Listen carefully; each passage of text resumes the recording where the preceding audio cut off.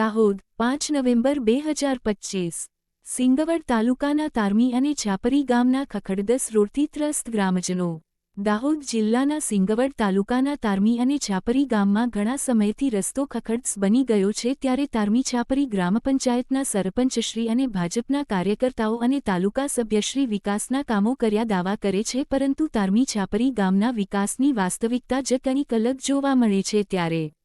હમણાં ટૂંક સમયમાં નિશાળોનું વેકેશન ખુલતું હોય ત્યારે વિદ્યાર્થીઓ અને કર્મચારીઓ તેમજ બંને ગામના લોકોને આ ખરાબ રોડ ઉપર પ્રસાર થવું મુશ્કેલ બની ગયું છે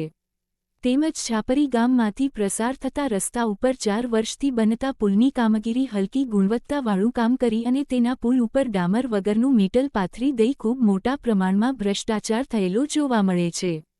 ત્યારે ગામના જાગૃત યુવાનો દ્વારા આ પ્રકારની કામગીરીની મુલાકાત લેતા જોયું ત્યારે આ પુલ ઉપર બનાવેલ ડામર રોડના પોપડા ઉખડતા જોવા મળ્યા હતા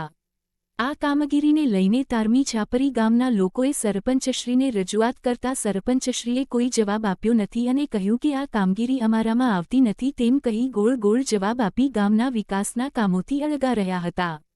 ગામના લોકો ત્રાહિમામ પોકારી રહ્યા છે તારમી તેમજ છાપરી ગામના લોકોને દેશ આઝાદ થયો ત્યારથી આવી મુશ્કેલીનો સામનો કરવો પડતો હોય છે અમે આવી પરિસ્થિતિ ભોગવી રહ્યા છે જ્યારે ચૂંટણીઓ આવે ત્યારે સરકાર દાવા કરતી હોય છે